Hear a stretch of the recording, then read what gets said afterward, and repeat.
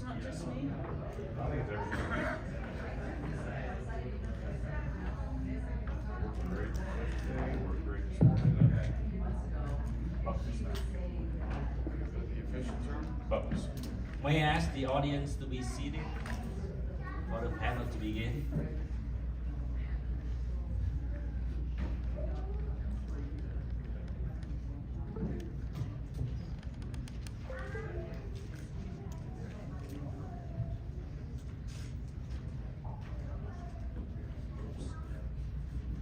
Nope. I'll be damned. Have a replacement, or it's not connected. The battery's been replaced, it's just not connecting. If you can just point to me, I'll be happy to run through the slides. Why don't you just turn it down, turn it off, and Try that, it might not help for doing it again. Thank you very much. Thank you very much for coming to this round table, and it's a round table. So it's going to be each of us speaking, each of the panelists speaking for about 10 minutes, and then we have the moderator, Dr. Patricia Pally of Texas Tech here, moderate the discussion. But as the organizer of the panel, I would like to just start to give you a sense of why we are having this panel. Then I let Dr. Pally take over from there. So the title of our roundtable is 50 Years Later, Reflections on the Meanings of 1975 through Scholarly Trends on the Two Vietnams. So we're looking back to the time when Vietnam was still divided, right? So there were two Vietnams, the North Vietnam and the South Vietnam. And for a long time, we didn't really understand, many things in both North Vietnam and South Vietnam, and the scholarly trends in the last 2 decades or so, especially since the last 2 decades, helped us a lot to understand what was going on in North Vietnam during the war, what was going on in South Vietnam during the war, and help us to see 1975, 50 years ago, like the anniversary, the event. We can now see 1975 maybe in a new light. Please get the slide. So the chair and moderator of this panel, like this roundtable, like I said, is Dr. Patricia Pally, and I'll turn over to her in a minute. She's a professor of history here at Texas Tech University. And then George White, who is an independent scholar of Vietnamese history, especially South Vietnam, Republic of Vietnam.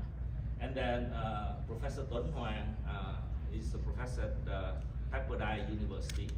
And then Dr. Trinh Lưu, who is an independent scholar of Vietnamese and Vietnamese American literature.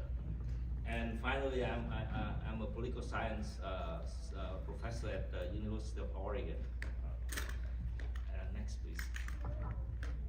So the meanings of 1975 remain to be contested in the US, in Vietnam, among the diaspora, in the scholarship, and in the popular media as well. So the meanings remain very much deeply, hotly contested. It can be seen as a victory, a triumph, but then there are questions about what kind of history, what was won, how was it won, was it worth it, was the victory worth it, given the cost, what was achieved, reunification, independence, freedom, happiness. So that's kind of, like questions raised about that particular meaning. The second meaning that 1975 brings to us is, many consider it as a tragedy for South Vietnam. But then there are questions about that too. What was lost? Did South Vietnamese actually lose their country? And how and who were responsible for that loss? What lessons from that loss? And many people also said, who liberated whom? Like the North liberated the South, or Southern people actually liberated Northerners. And finally, did war actually end in 1975? Did Vietnam really have peace afterward? and we know that Vietnam did not, right? So the war ended. One war ended in 1975, but then there was another war, right, with between Vietnam and Cambodia and Vietnam and China that took as long as a decade after that.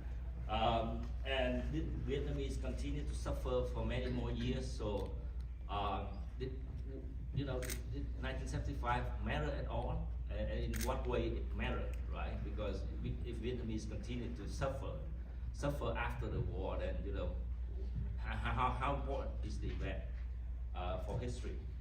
Next, please. Oh, that's it for just the introduction to the round table, and now I let Dr. Perry take over. Thank you.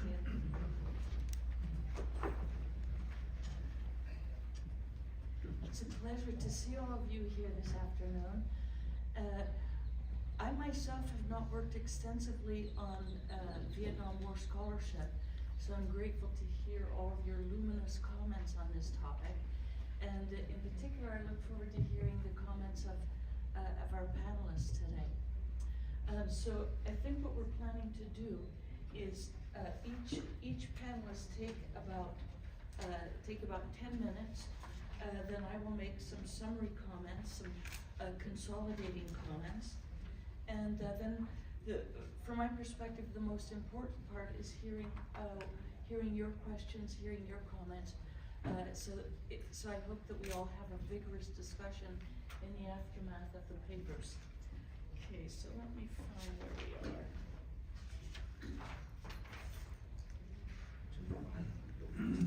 Okay.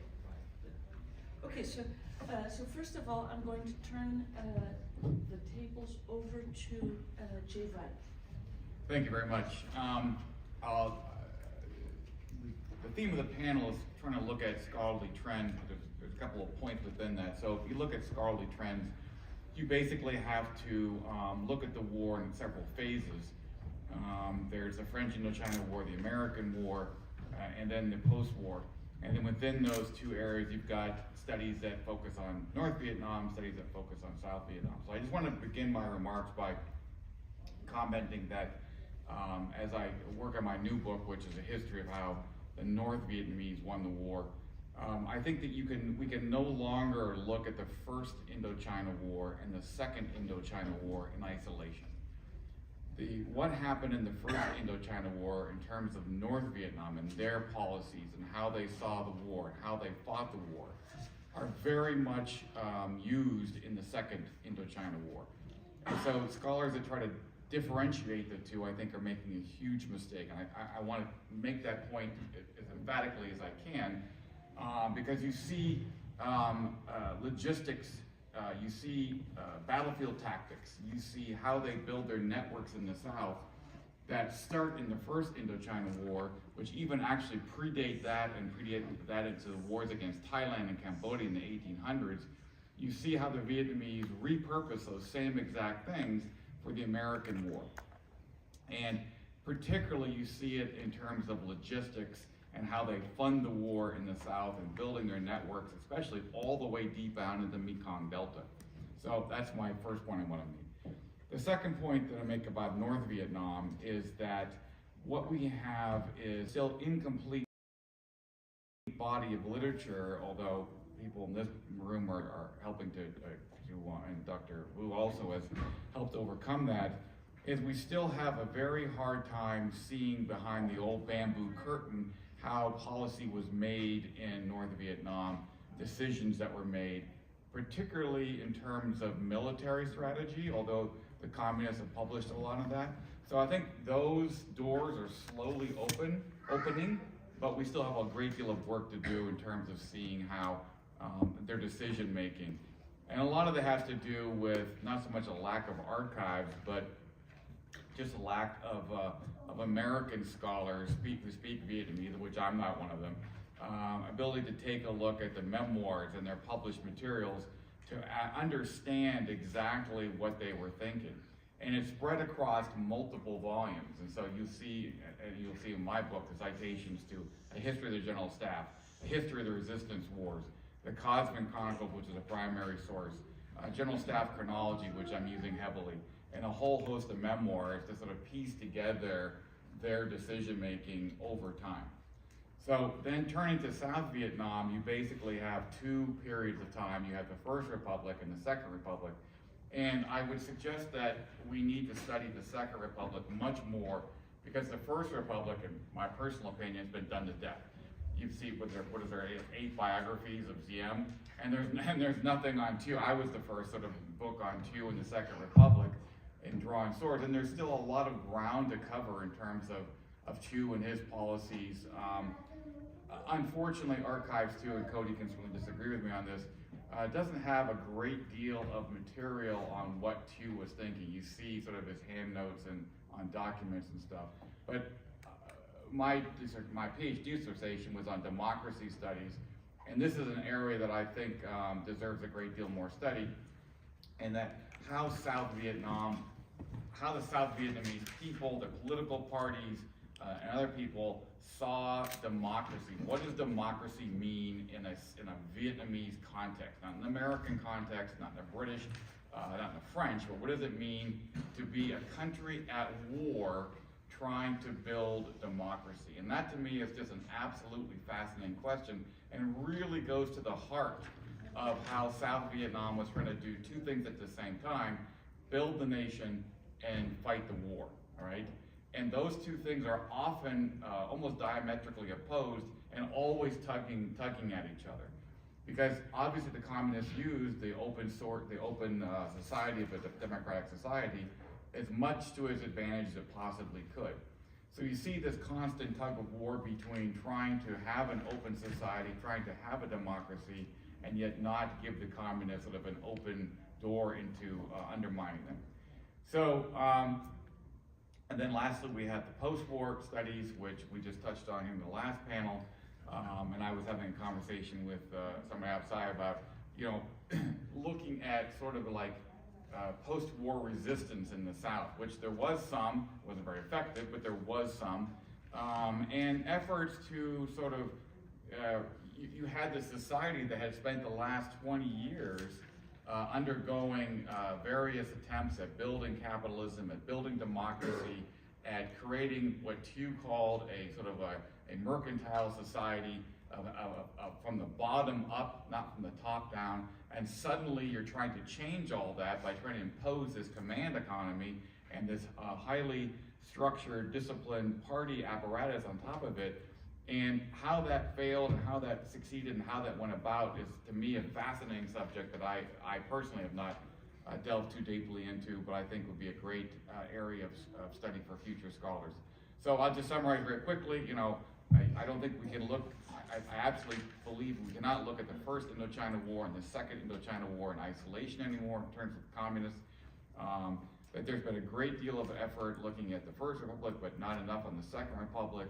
We need to take more look at economic building, democracy building, and then post-war trying to look at how the communists tried to impose themselves on the democratic society. Thank you very much. I think I will need my slideshow. All right. Thank you. All right. Okay. So, thank you, Jay, for sort of like setting the tone. Indeed, I have two portions in my hopefully 10 minutes. I have the timer right here. Okay, so for the first half, I will talk a little bit more about the historiography that Jay has nicely begun, and then I will focus on Catholicism, right, specifically in South Vietnam. To simplify things a bit, right, the topic of politics and society in South Vietnam came out of the broader historiography about the RVN, the Republic of Vietnam, and I think we can divide it up into two periods, right? Basically from 1999, just to pick a convenient number, all the way back to the 1960s, right? When we see mostly American historiography, right, focusing on American involvement and the society and politics of South Vietnam became kind of like a byproduct, right, of American involvement, right? And so I just, put up a few representative works. One published, written by two former Arvin generals. The South Vietnamese Society, and I think it was published in 1976. And I think it took what I call the Rudyard Kipling perspective. Some of you know, right, that famous poem of Kipling, East is East and West is West, and the twins shall never meet. Okay, now the poem is more complicated than that, but I'll just begin there, right? That is kind of like their thesis, that Vietnamese and Americans couldn't understand each other. So, it was messy, it was bad, all right?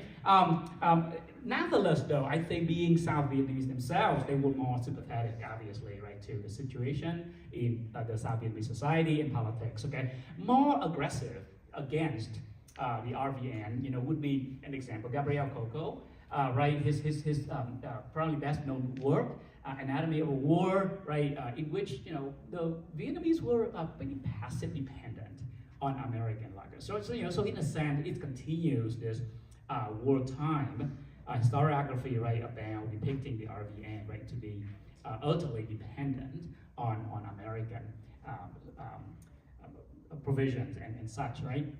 And then, right, the Vietnam television history. I mean, I remember watching it, and noting, first of all, society comes very little in it, and oftentimes, right, you would see prostitutes, bar girls, right, and rather than victims of war, right, and then soldiers, searching for changes from that body of people from state offensive and so on. So extremely negative, I would say.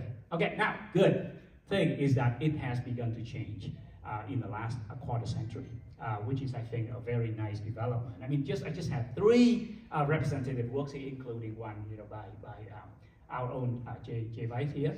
And this one, right, begins with people like Ed Miller, who has a foot in American foreign relationships, right, and but also looking into Vietnamese archives, and so okay, unlike Jay, I have to say I think there should still be more work on Zero, but that's okay. That's okay. I completely understand, what you were saying about right. There has been so much, and so indeed, Jay's work, right, is among the first, at least monographs, right, specifically deal with the Second Republic, right? I mean, and there have been more other works. I mean, I just didn't want to crowd the slides, with so many. I mean, I think I saw Heather Stir somewhere down here, and Dr. Stir has published a book about, right, Saigon in the 1970s.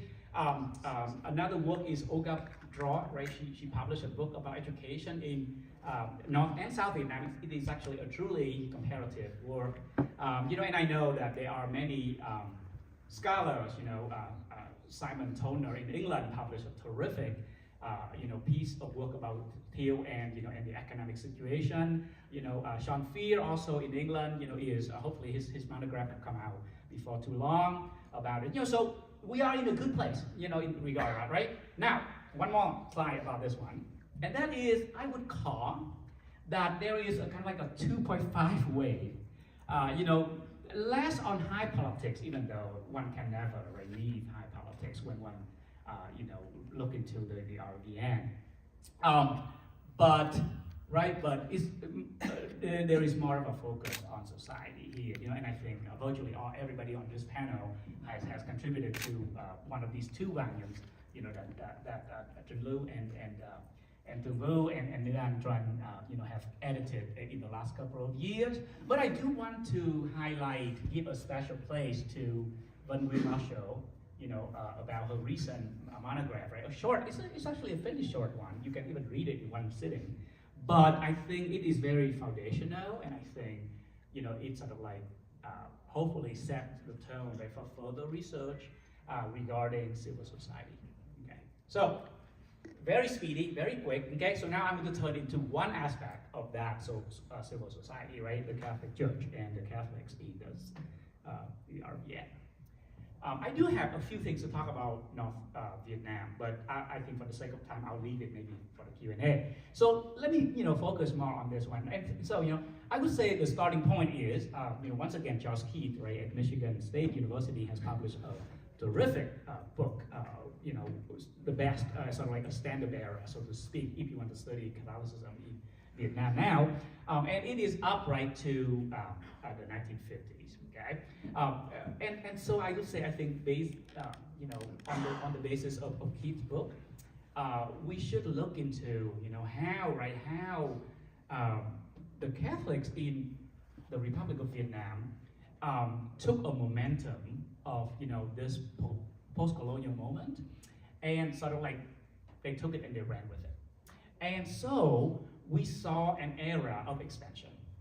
Okay, yes, most historiography about Catholics have been focused on immigration from north to south, right? And which is good, but like most studies tend to stop there. And I think that if we look deeper into this topic, right, we would see a flourishing of organizations everywhere, right, from like teenagers or preteens even to senior citizens. Within the church there was this flourishing of organizations, belonging, modern organization that we can trace back to the 1930s.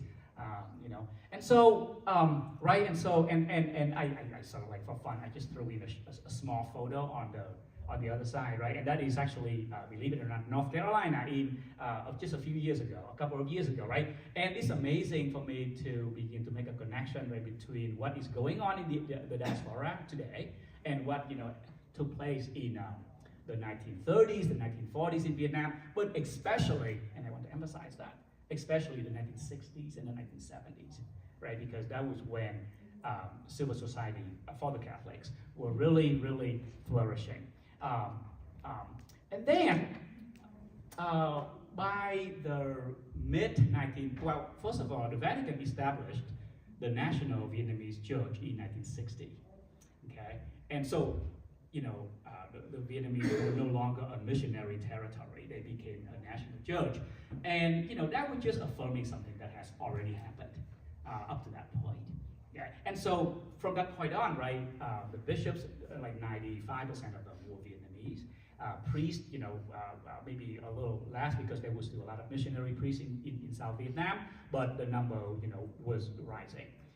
In fact, if I may just like throw in, some counterfactual. I mean, I noticed that in this conference there have been quite many questions and theses about counterfactuals.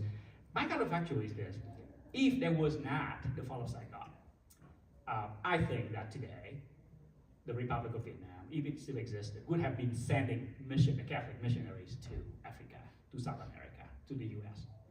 That is my thesis, okay? Because I think looking at this, this momentum, right, we see not just a growth, but I would even say a flourishing of seminarians, of priests, nuns, and then overall Catholic education, in schooling, right? There was already there was at least one Catholic university, Minh Đức, in Saigon in the 1970s, right? And I would presume there will be more coming in precisely because of that. But obviously that did not happen because of 1975. Okay, and then a couple more slides here. Another thing that I think is underrated is music, church music. And it began already in 1945, okay? That was when a lot of seminarians, mostly in Hanoi, were writing, famous hymns like, Hang Be Lam, a classic, right, that even to today, Catholics still sing on Christmas Day.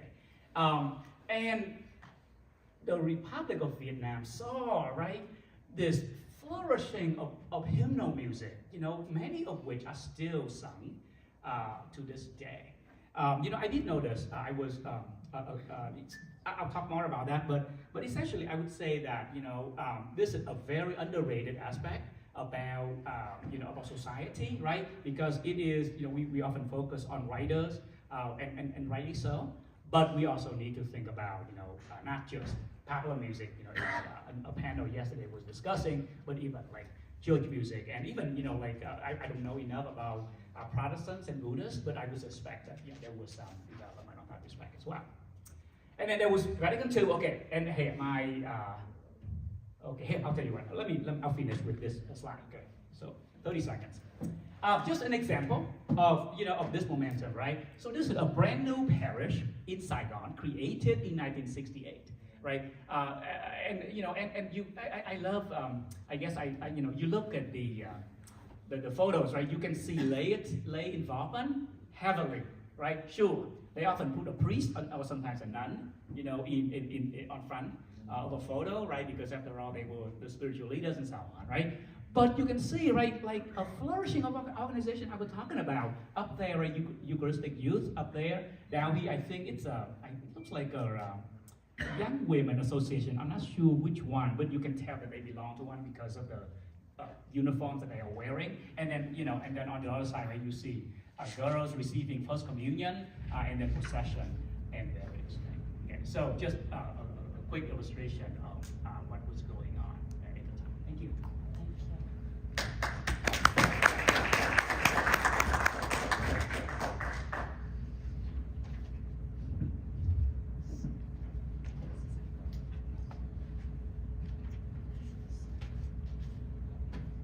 Good morning, everyone. Thank you for joining us. I'll address one of the scholarly trends that Jay helpfully outlined by looking at the legal and educational policies that were enacted in North Vietnam and how they carry over to the post-war period. So it's widely known that after 1975, the communist government launched a sweeping campaign to confiscate and destroy cultural materials from South Vietnam, branding them as decadent and reactionary. And these efforts carry over well into the 1980s. Youth brigades were sent into private homes. They seized books, publications, and all types of media and burned them publicly. The communist government didn't stop there. They arrested South Vietnam's most celebrated artists, writers, and thinkers, and imprisoned them indefinitely in re-education camps.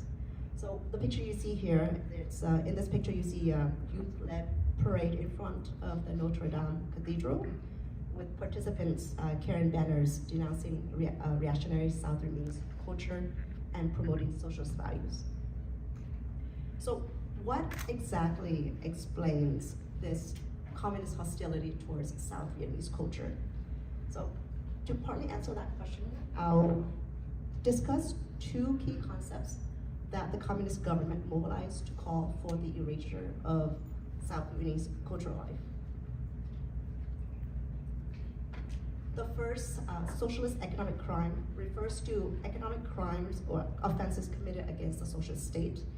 It was especially common in the Soviet Union, in China, and in other centrally planned economies. In Vietnam, the concept came into use after the war, when the Socialist Republic of Vietnam created a temporary criminal code to secure property for the state. And over time, the idea of economic crime blended with a second concept, romantic anti-capitalism, a belief that the arts could redeem this corrupt world of capitalism.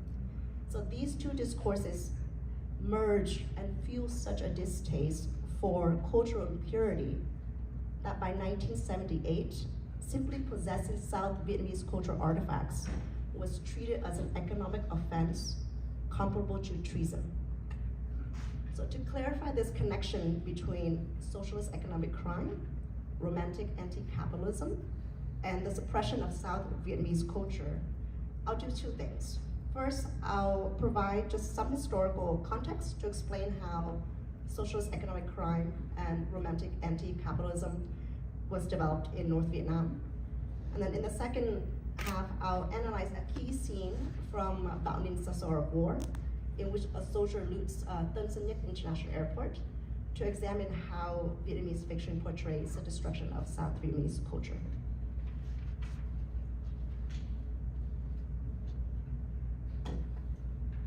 So socialist economic crime first appeared in North Vietnam in the 1960s when the government tried to take full control of the economy. The North Vietnamese Communist government issued a series of decrees throughout the 1960s and 70s, targeting speculation, hoarding, and any trade that was outside of the planned economy. Right after April 1975, these principles were applied to the whole country. The communist government issued a decree defining economic crime as any action that caused financial loss to the state. So punishments were severe. It included imprisonment, execution, for activities like hoarding and unlicensed trade. At about the same time, the government launched a large campaign to wipe out South Vietnamese culture. It issued a circular dividing South Vietnamese cultural artifacts into 2 categories. The first is reactionary media that promoted imperialist ideas. The second is literature promoting fantasy and licentiousness. Both types were banned and confiscated. So why was getting rid of Republican era books just as important as securing property for the socialist state? So to answer this question, we need to look at how North Vietnam defined socialist morality before 1975.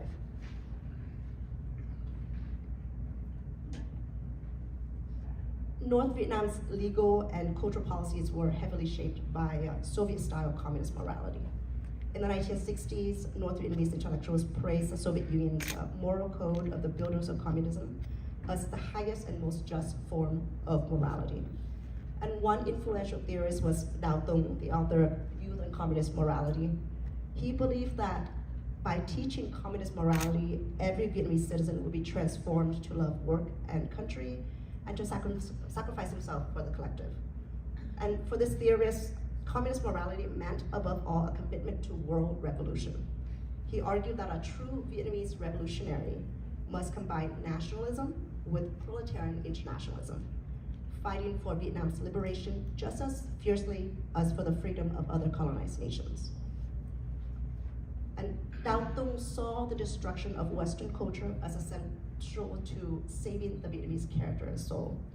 This idea of purifying national identity by rejecting capitalist influences became known as romantic anti-capitalism. It was an effort to redeem the Vietnamese spirit and enrich the revolutionary culture by eliminating bourgeois values. So romantic anti-capitalist sentiment didn't fade after the war. In fact, it intensified. Soon after 1975, the Ministry of Culture and Information teamed up with the police to crack down on smugglers carrying goods, this time including printed works. As part of the campaign to fight capitalist and illegal trade, teams of economic inspectors worked with the police to catch offenders. On February 20th, 1978, for instance, 5 people were arrested and charged with not just orchestrating plans to destroy the economy, but also with circulating depraved and reactionary music. By the late 1970s, economic and cultural offenses had become indistinguishable. To combat economic crimes, which now included the trade in Republican cultural artifacts, the government issued a circular in 1981, declaring that the struggle against reactionary and depraved culture is at heart a fierce class struggle. So party officials believed that neo-colonial culture was the root cause of economic crimes. To them, theft of state property was the fault of petty shopkeepers who were seen as spreading corrupt cultural tastes. And as seen in Soviet Russia, the figure of the prostitute became a symbol of South Vietnamese culture. While government documents portray socialist economic crime as a problem rooted in the South, the Star War suggests that North Vietnamese socialist law set the stage for the rise of economic criminals. The novel evokes this alternative history through 2 scenes of crime. The first, set in the 1960s, North Vietnam, is about bicycle theft. This was a common crime viewed as a threat to socialist property regime. The second scene shows how North Vietnamese soldiers looted a Saigon International Airport as the war comes to an end. So for this presentation, I'll quickly go through the second scene. So part of the Star War describes North Vietnamese soldiers looting Tân Sơn Nhất International right after taking it over. The novel presents 1975 as the moment when North Vietnamese soldiers confront Saigon through the figure of a dead prostitute, as capitalism brought to an end. So as the soldiers search the airport for items to loot, one man stumbles over her naked body. He drags the corpse down a flight of stairs, lifts her, and swings her out onto the pavement. Meanwhile, other soldiers keep looting as if on a shopping spree. Officers and soldiers run back and forth, grabbing whatever they can find. No sooner is the very symbol of capitalism tossed out that a new market takes shape. This, I believe, is the irony that the novel works towards, where revolutionaries represent to North Vietnamese philosophers the ultimate repudiation of capitalism. They appear in this scene all too eager to abandon communist ethics, ignoring the communist government's prohibition on looting. At one point, the soldiers stopped looting to clean and dress the girl at the Senyek. But the scene takes a different turn when the soldiers finally drink themselves into a stupor. Perhaps 1 minute. Yes. The girl appears before Tien as a ghost. She has shed the clothes, her hair is undone. By having the Senyek girl reappear as a ghost, the novel foreshadows, on the one hand, the failure of communist moral reform, and on the other, the return of capitalism under a different guise. So to conclude, in North Vietnam, the primary function of law was to establish socialist moral values. Economic crime legislation wasn't just about protecting socialist property, but it's also about rooting out moral corruption.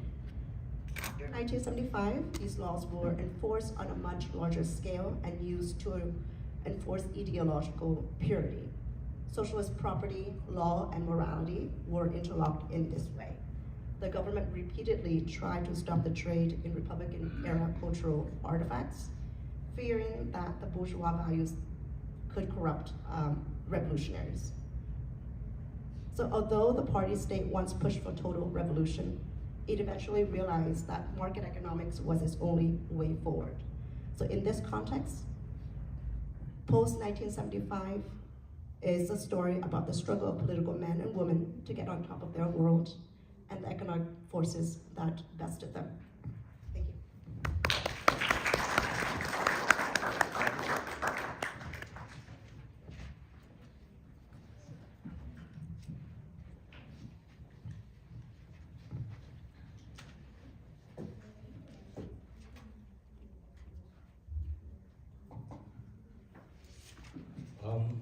Trink's presentation brought back memory of me in middle school.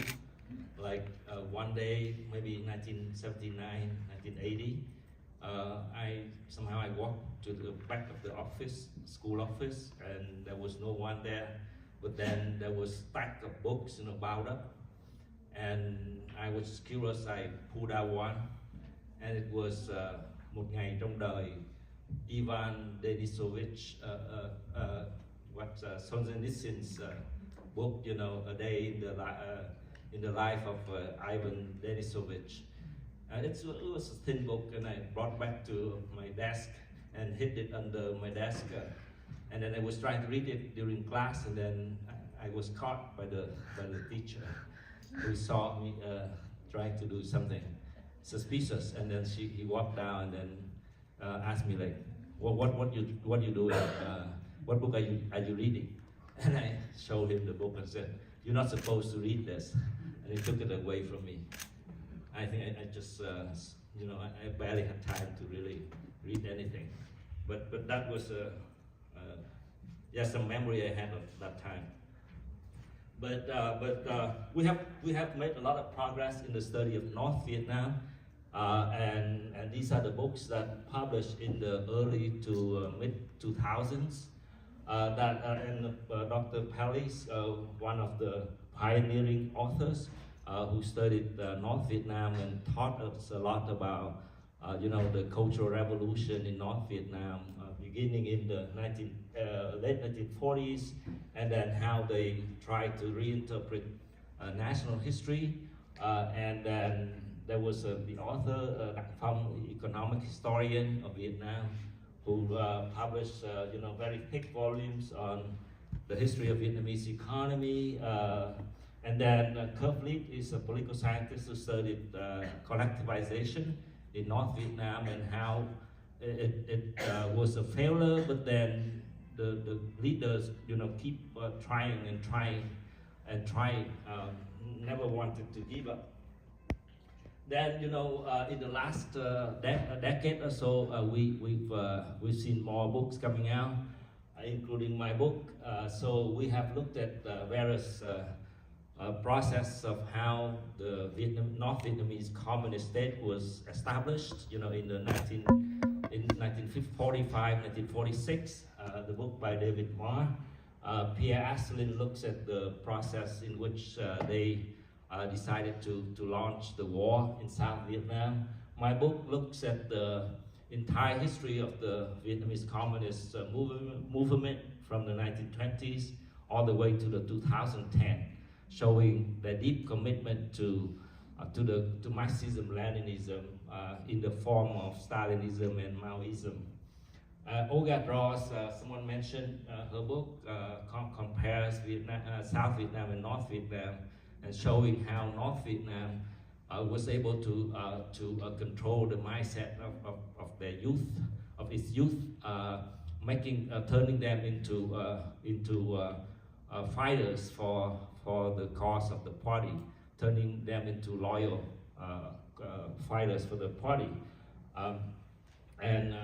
Dr. Ho Kam over there, he published a book on mass mobilization in the late 50s. Late 40s and mid 50s, showing how they were very effective in mobilizing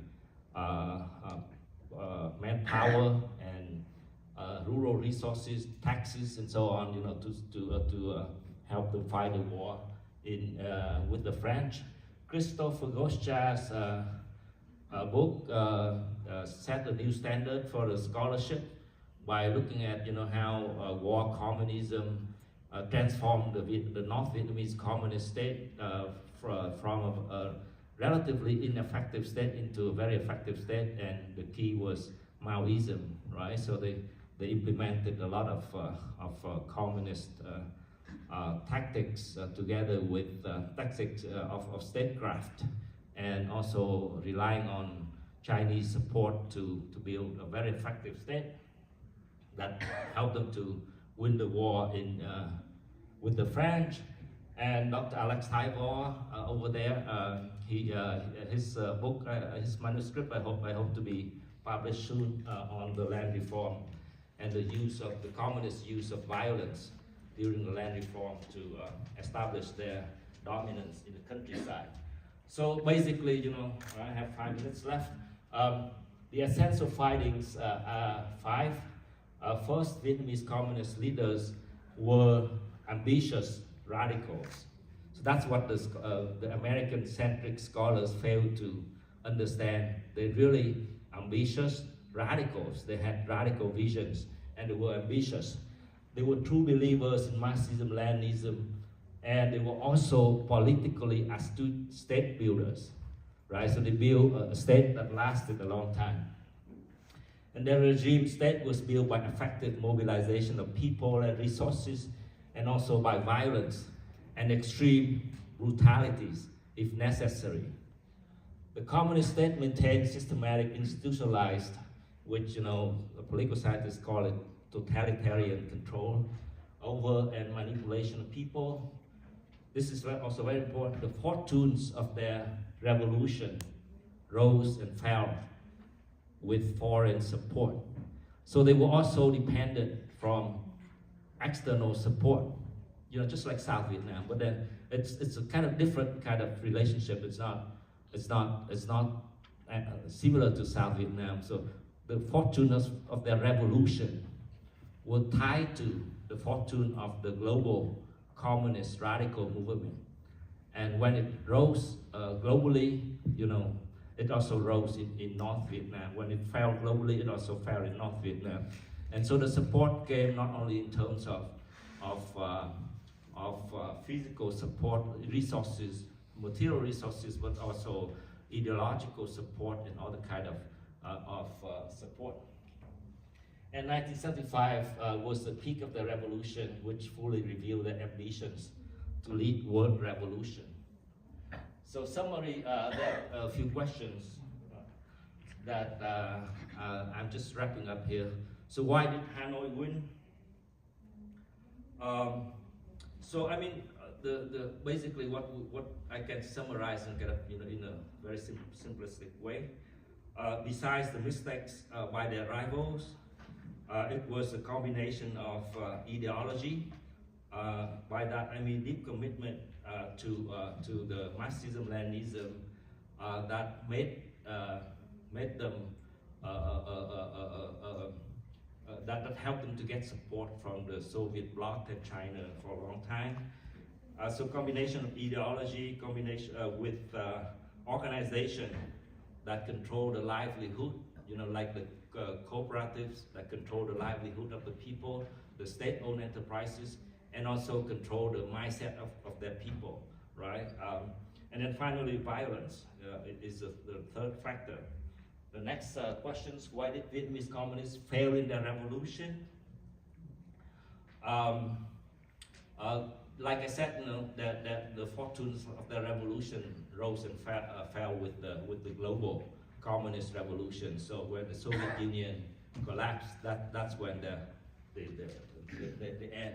And then, but then they already failed before because of the radicalism of their ideas that were really utopian. It could not have been a success. It has never been succeeded anywhere. So that's kind of the problem with their revolution.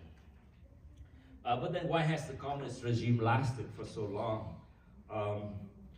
The other scholars, not just Vietnamese scholars, but other scholars in comparative politics point out that the early violence that these communist regimes, from the Russian communists to the Chinese to the Cubans and so on, the early violence that they unleashed against their enemies, against landlords, against other classes, the upper classes, was very important in destroying any potential base of social support for their rivals.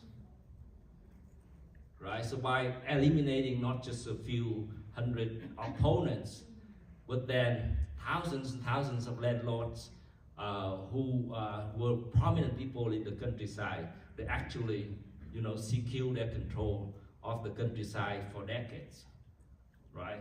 So that's an argument that political scientists have made, and also the totalitarian system that they created that helped them control the economy and the mindset of the people. So what does 1975 mean in retrospect? And I believe that at this point, based on scholarship, it means a short-term victory for global communism and radical movements, global radical movements, but a disaster for Vietnam and Indochina in the medium to long term. So that's why, like after the war, Vietnamese continue to suffer. Right? So it was a disaster. They actually suffer even more. So it was a disaster for Vietnam, and many millions of them had to flee, right? Had to get out of the country. But it was a victory for the global communist and global radical movements. I think that's all I have to say. Thank you very much.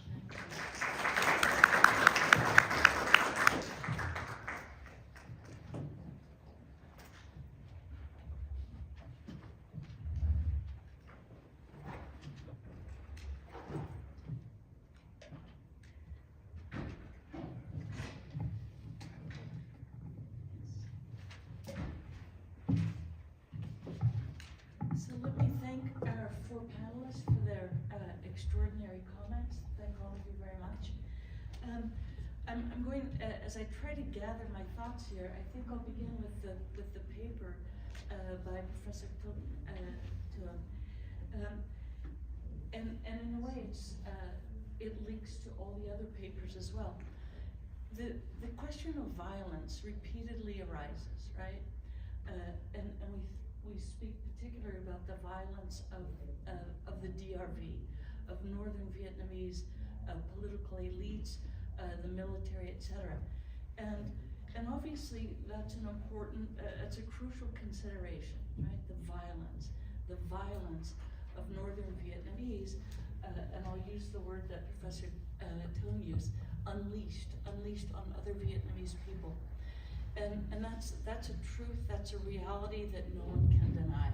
I think all of us in this room are keenly aware of it. And I would never, ever dispute that. At the same time, I wonder how a revolutionary movement, an anti-colonial movement, I would start with that, an anti-colonial movement against a brutal French occupation. And so I wonder, how is it possible to to overthrow a brutal regime and not, I mean, I guess this is the question, is it possible to overthrow a brutal regime, the French occupation authorities and regime, without, so this is my question, is it possible to do that without replicating some of the same kinds of violence, right? If we take, for example, the question of land reform, the Catholic Church, landlords and the Catholic Church suffered disproportionately from land reform. And one of the things that strikes me is that when you look at the documents of individual parishes, of individual dioceses and so forth, one of the things they always point out as a way of opposing the Communist Party is that they bought the land on which their church was built, right? Or the land on which the parish communities were established. And yet, the idea of buying the land and having title to the land is to my mind, sort of a misnomer, right? Because the French authorities confiscated property and then turned around and sold it. So yeah, there is a question of purchasing, right? Purchasing land, having legal, I'm going to put that in quotation marks, legal title, because it was produced by the French regime that was also responsible for the confiscation of land. And so it's right, it's normal, it's unavoidable to speak about the violence of the northern regime, but I would also like to contextualize it in the face of 80 years of extreme violence on the part of France. So that's a question I would like to introduce to our discussion. Okay, let's see, and I'll move backwards into Tuan's presentation. One of the things that I found so striking is that the proliferation of Catholic institutions that you described, all of those existed in the north as well. And for example, the Jeunesse Ouvrière, they were also active in the revolution. So I think one of the, and Tuan, I think, did a lot to clarify that.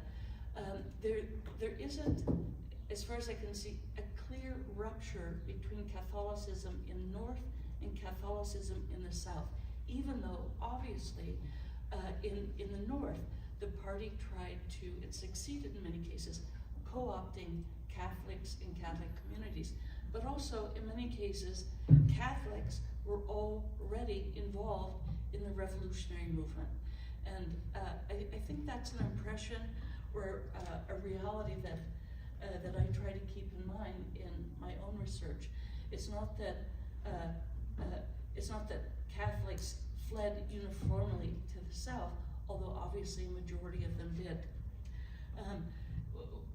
What's also interesting to me is when we look at Kutzika, the great migration of principally northern Catholics to southern Vietnam, many of those communities reproduced themselves almost identically to what existed in the north. And to my surprise, let's see, maybe it was 2013 when I visited some of the southern parishes, recreations of northern parishes. All of them, the people there, the priests obviously, but even younger people still spoke Northern Vietnamese. So I think that's a striking reminder of the sort of corporate quality of these communities that fled, that left the north in 1954. What I would also like to emphasize is that I'm not sure the extent to which that was a domestic and a sort of locally rooted movement, because so many international agencies and governments were involved, right? So to what extent would Northern Catholics have left for the South without the very concerted, I'll use the word propaganda, of the United States, of Catholic organizations internationally, and so forth.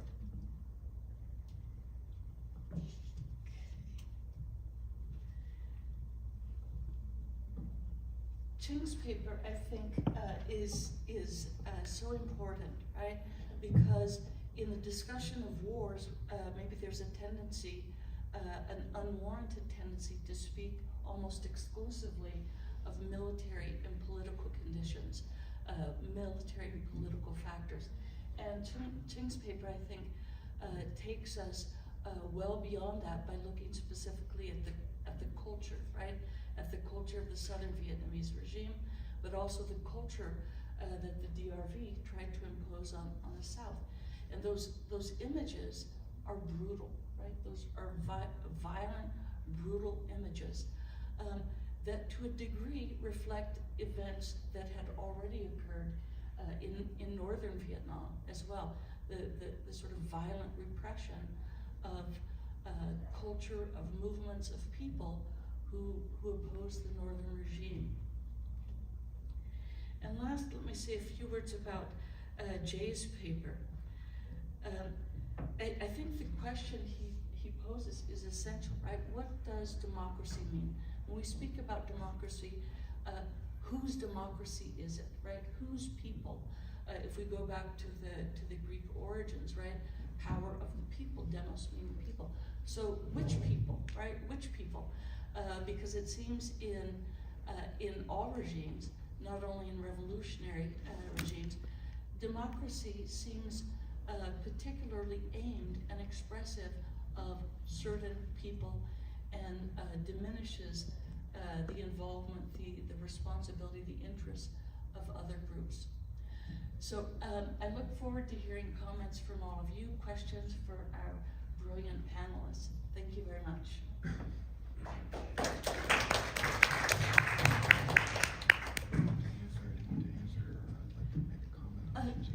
Yes, I guess what we've been doing in previous panels is inviting people to come. Okay, there it is. Thank you.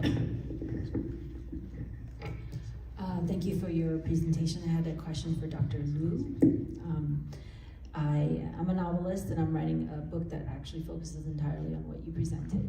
And so I'm curious to know what do you think about the Doi Murray and the books that came out during that time, like Yield Through Hooves, The Paradise of the Blind, and so many other books that later became banned, and how, what did North Vietnam think, or what did the policies of cultural erasure think when the products produced were then communists or northerners saying things essentially that they didn't like?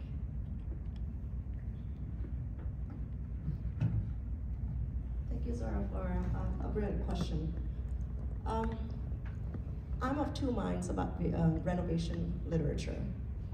On the one hand, I think it's commendable that North Vietnamese, those who lived through the war, experienced it firsthand, was able to write so touchingly about their experiences, what happened in North Vietnam, in Paradise of the Blind, for instance, what happened to North Vietnamese soldiers in Bao Ninh Sar War, and in other cases. On the other hand, there is still a tendency that we see in much of those works, a dismissal of the South Vietnamese government. Not only of its government, but its people. There are portrayals of South Vietnam in those texts that resonate more or less with the way the Communist Party presented South Vietnam. So for instance, the image of the prostitute in the Sor of War is more or less the way North Vietnam discussed South Vietnam throughout the war and much of it after, and much after. So I think it's a rich body of literature that should be read just to better understand how the Vietnamese, especially North Vietnamese, experienced the war. But it should be complemented with works that are written by those who lived through the war during the South, in the South. Yes, please.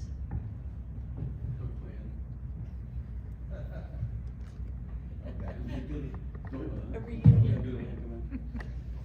My thanks to Mr. Cao.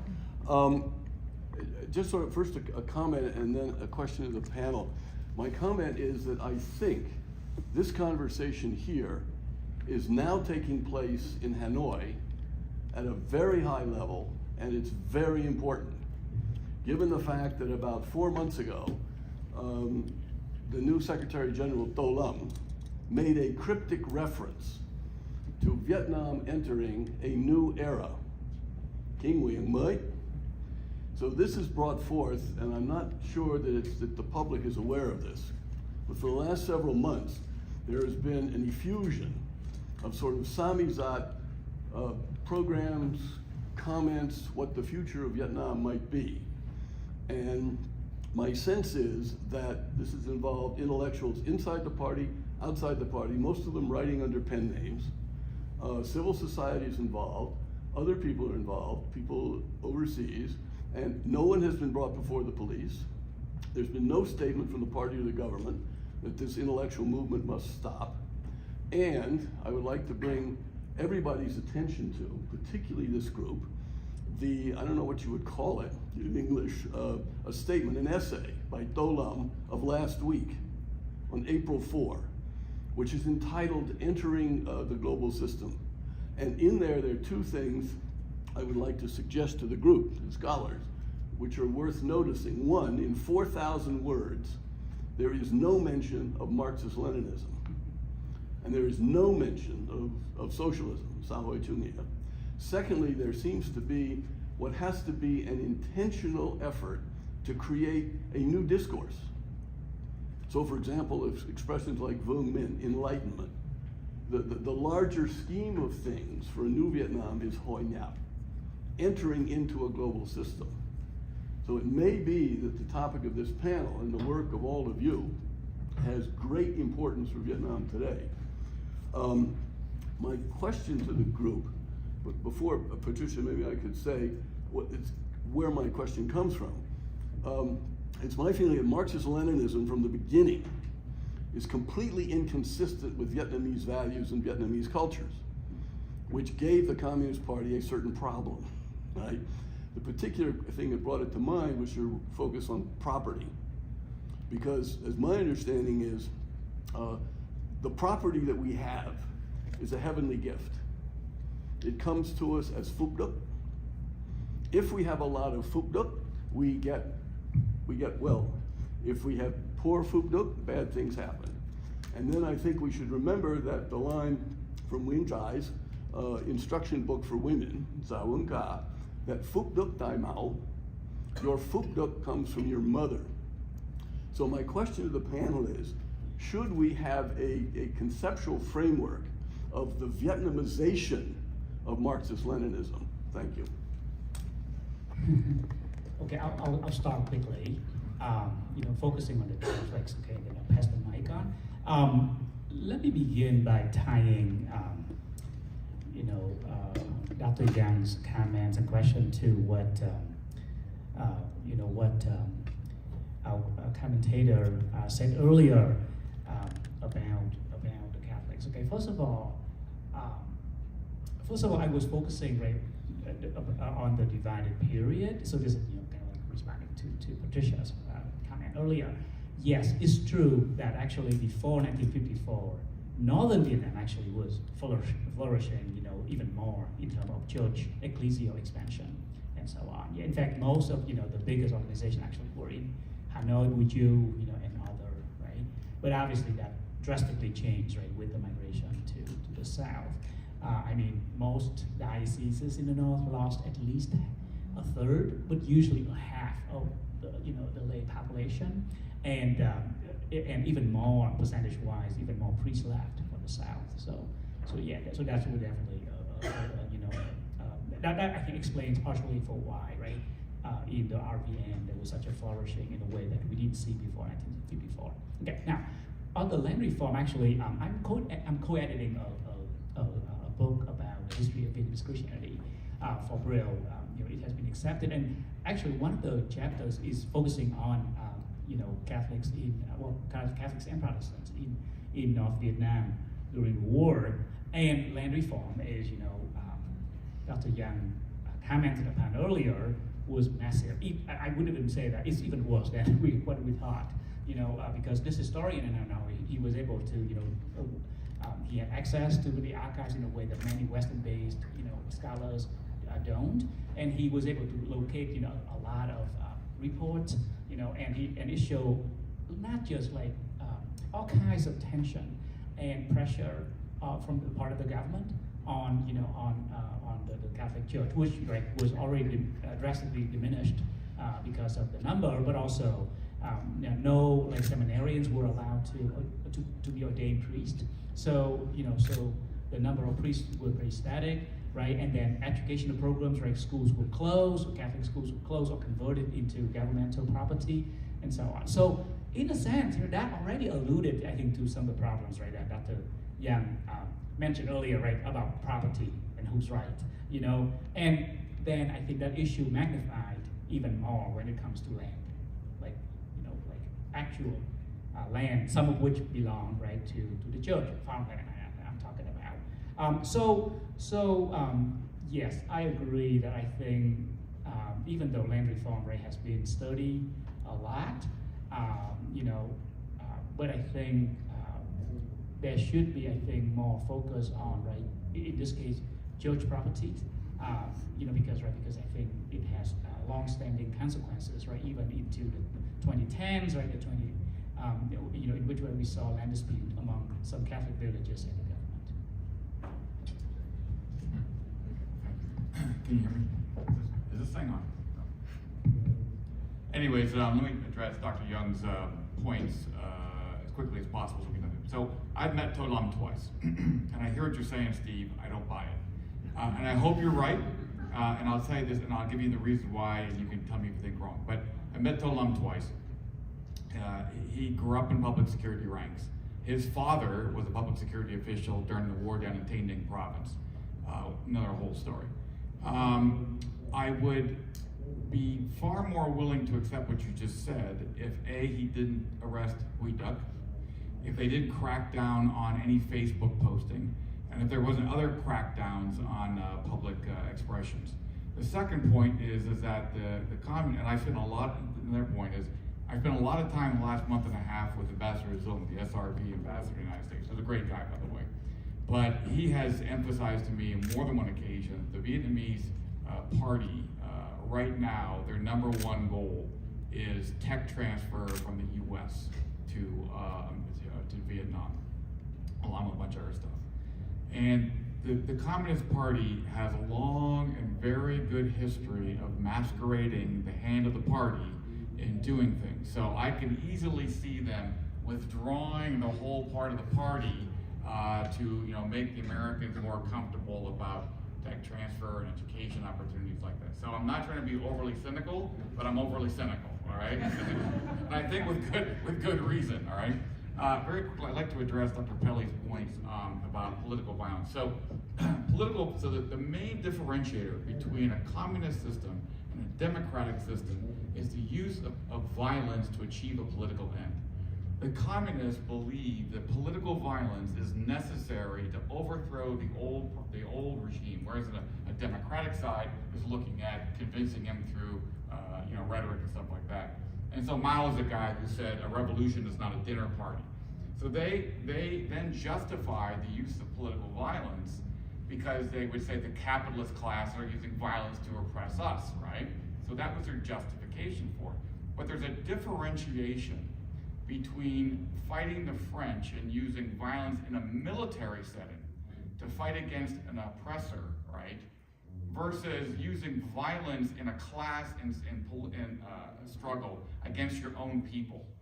When you institute a wave of terrorism against your own people, when you're trying to actually adjust the consciousness of people, and you use that by saying it, you're going to do it this way. If you don't do it this way, we're going to put a gun to the back of your head, and you'll do it that way. And if you still don't do it, we're going to kill you.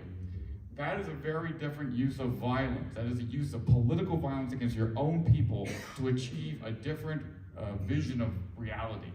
Versus the French are oppressing us. We're going to liberate our country. That's a different kind of violence. So I hope that makes sense. Thank you. Very well said. There's a term for it, like among scholars who study genocide, and the term is politicide, meaning killing your political enemies. And it's kind of the nature of the violence, the techniques of violence, the targets of the violence very different from kind of violence of the French unleashed against the Vietnamese. But let's. Oh, you want- If I could just pick up one or two points that Jay has mentioned. One of the hallmarks of renovation is the rapid buildup of a complex legal system to anticipate the influx of global investments in Vietnam. So at that point in the mid-1980s, international observers also thought that Vietnam was making a different turn, that it was going to be an abandonment of the more hardline socialist values. But it turns out, as it was the case in China, it was more so because in the post-war period, the language of law became the dominant language to structure national and international politics. It was not so much about the abandonment of socialist Marxist values. Please. May I?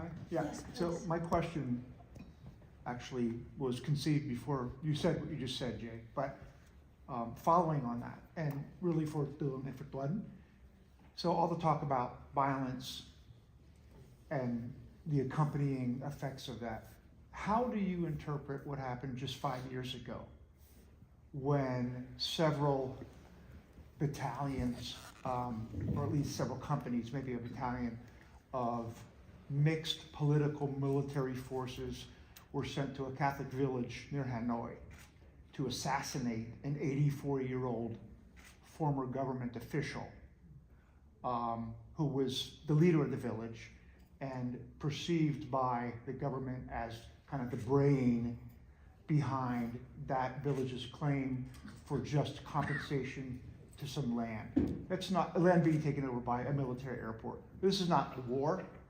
This is not consolidating authority in the 70s. This is 2020. So how do we see that now?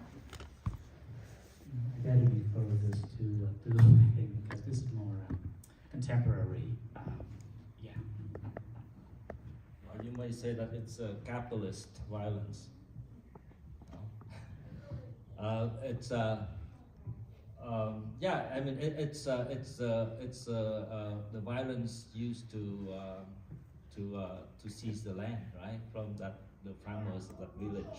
So there was a land dispute between the farmers, and then the state-owned enterprise owned by the Ministry of Defense, right, who also claimed that land and wanted to sell it or to build to develop it into a technological park or something, and so the peasants were fighting back, and they decided to do that, and To Lam actually, kind of that happened under To Lam, right? So yeah, so many of my colleagues who study Vietnam were surprised, were shocked when that happened.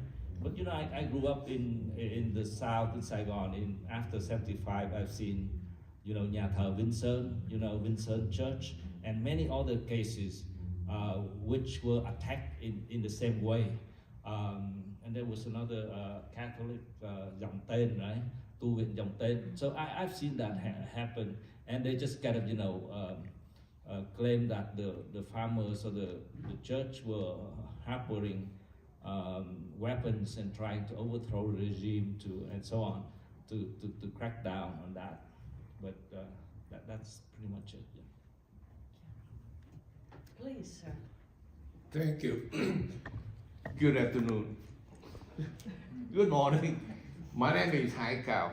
I'm an American politician in Atlanta, Georgia.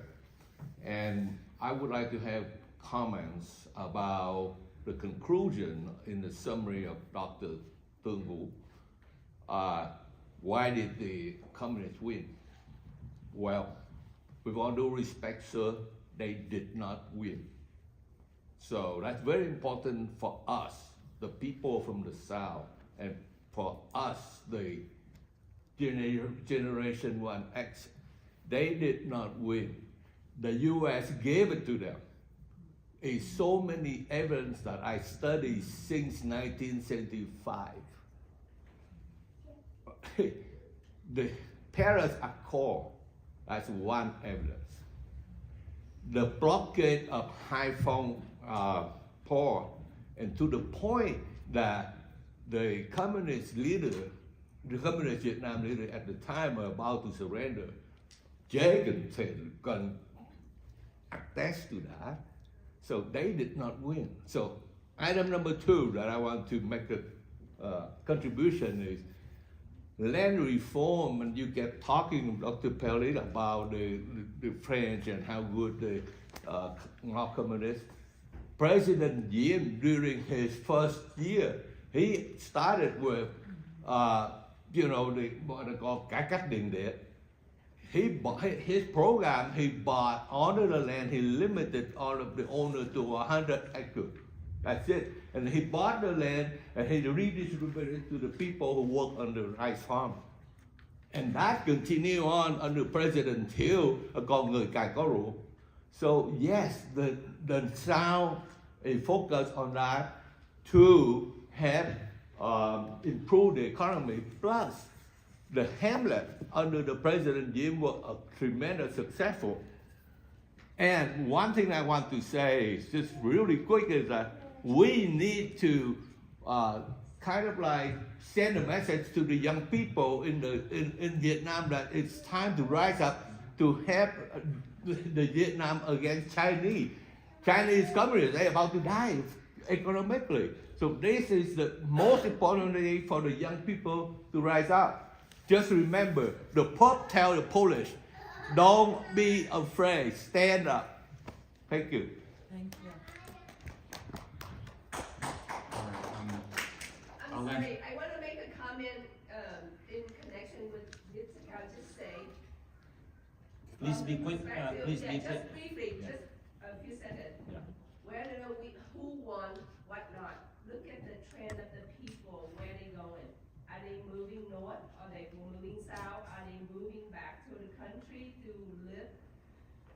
Are they moving overseas? Thank you. That's your point. we're running out of time. Let's go ahead and I'll answer him personally. Go ahead. Hello everyone. Thank you for a great presentation. My name is Ji Hu Lee, and I was born after the fall of Saigon. However, my family is involved in the military of the South Vietnam. My question is, based on the conclusion of Dr. Hu, the communist is your short-term gain, right? But long-term is a disaster. My question is, growing up over here, overseas, I've actually did a lot of homework myself from my family, from my fellow friends and colleagues to learn about the facts about Vietnam wars. And sadly enough, there are a lot of films, literature work that really distorted the historical fact about the Vietnam War. For example, the Vietnam War by Ken Burns, and Yesterday Heaven and Earth in the banquet, the book. So my question for you, scholar community, okay, what are the course of action of other scholars who could some sort of rectify all the facts that are being distorted by media outlet, by individual? Because so far, based on my observation and from my community, the Vietnamese diaspora, we really observe all the work has been done is individual, books by scholars, but none has been really taken, action. And this create a lot of, anger, anxiety in the community. So my question for you today is that what are the course of action by the scholar community in order to rectify those distorted historical facts? Thank you. I hope I could get some insight. Well, I can quickly respond to that. University of Oregon, we have the U.S. Vietnam Research Center, and we've been publishing 5 books in the last 5 years on, the new research on the Republic of Vietnam. And also, we gave talks around the country: Boston, Houston, Dallas, Oklahoma City, Virginia, San Jose, Nam California, on our books and on the topics, like a year or two ago. And so we've done a lot, try to engage the community, bring the books into the U.S. libraries, and so we've done a lot, but certainly a lot more needs to be done. Yeah, and to add to that, I mean, I don't want to stray too far so that Jay has a chance to respond to the earlier question. But I think that actually there has been a lot of collaboration between academics and the community. To give one example, right? In Orange County, where I live, there is a museum, a Vietnamese heritage museum, and it began by a boat person refugee, an engineer, a former engineer, right? He had nothing to do with academia, but he has involved a number of academics, myself included. I'm on the board, along with many other local academics and so on, and that is actually a very fruitful way, right? Because after all, the initiative need to come from the community, right? But then I think that a lot of academics are very readily, willing to cooperate. But just we have our own stuff to deal with, obviously. And so sometimes we are able to help with the initiative, but oftentimes, right, we have to wait. And, but I just want to mention that because that is just one example that is pretty terrific. The museum, right, which is a one-person initiative, and now it has involved so many people, academics and non-academics alike. So. Yes, thank you, and I hope there is some sort of initiative. Absolutely. Yeah, for larger scale. Thanks a lot. May I just add, thank you for your question. May I just add that to a degree, maybe to a great extent, I think that the dissonance that you described, the sort of differences in interpretation, the differences in evidence that one adduces, I think that's unavoidable. I can't think of any sort of global, any sort of monumental event or monumental process that doesn't invite the same sort of dissidence, the same sort of dissonance, the disagreement. I think it's even a necessary part of our discussion. Thank you. Yes, please, sir. Yes, I wish to have a follow-up question to Professor Young and to the panelists regarding Marxist Leninist communism. From what I can see and my understanding, yes, the Vietnamese communist is based on the foundation of Marxism and the Leninist to start up the Socialist Democratic of Vietnam back to 1945 when Chairman Ho Chi Minh declared independence to the North. And they maintained that foundation after 75, try to transform the South Vietnam into the whole country under communism. However, lately, the way I can see is the goal of the Communist Party is now more benefit-oriented, and they try to preserve the existence of the authoritarian Communist Party. And I don't see much of the Marxism and the Leninist. It's just like a ghost under the way they actually govern the country. It is just a theory.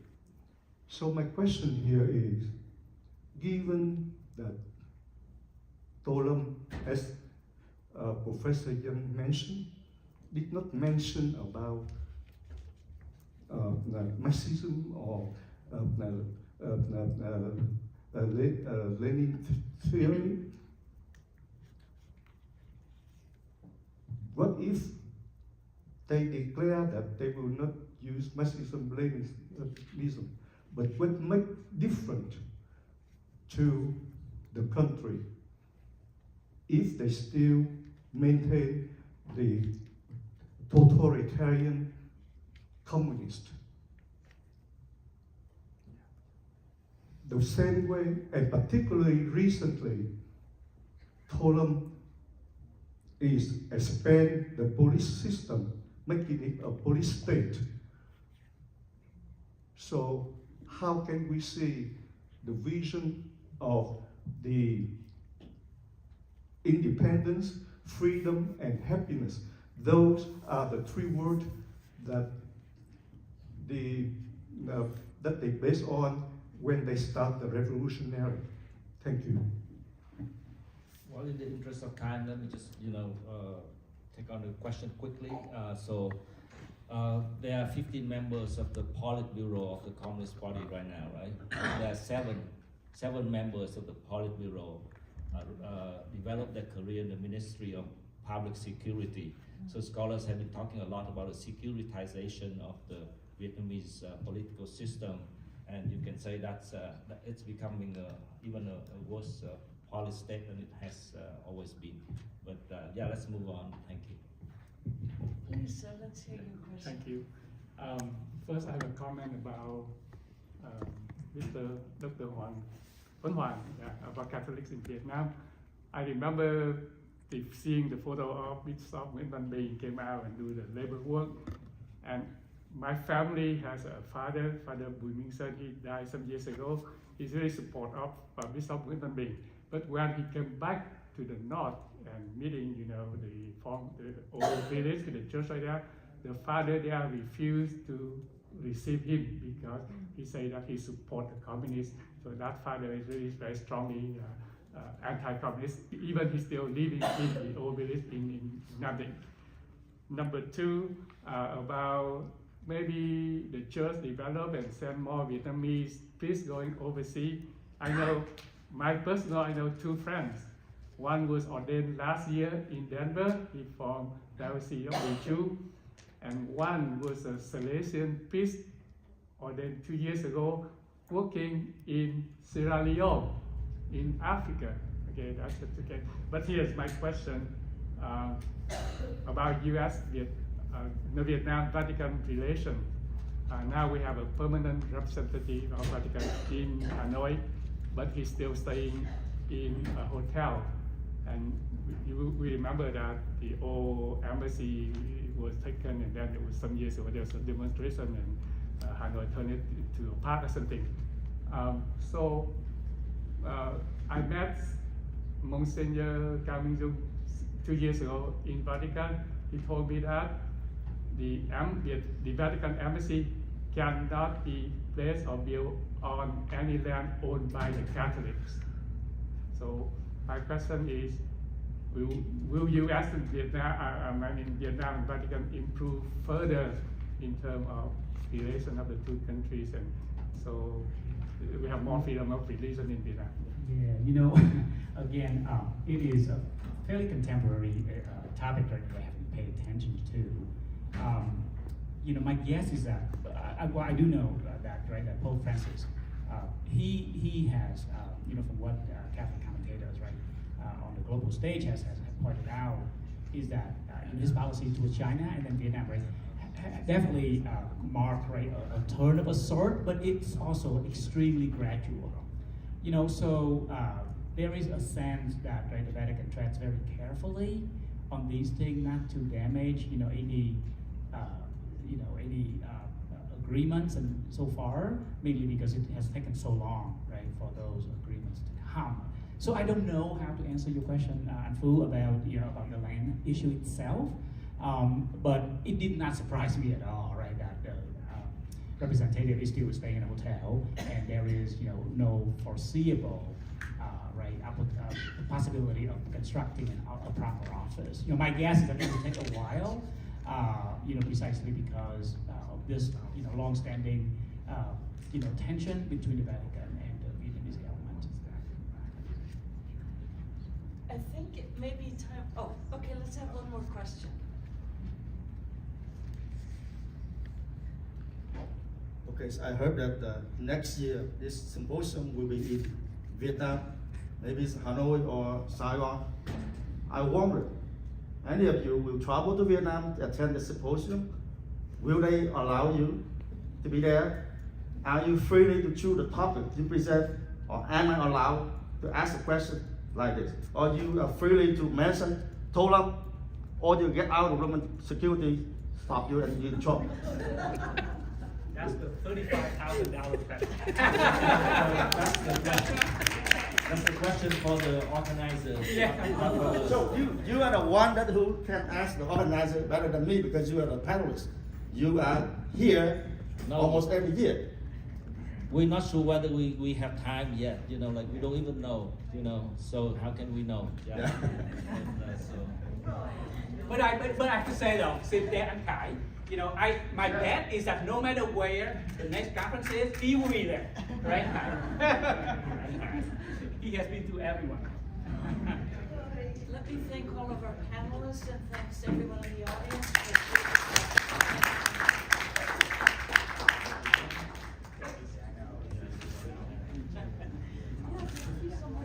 Thank you so much.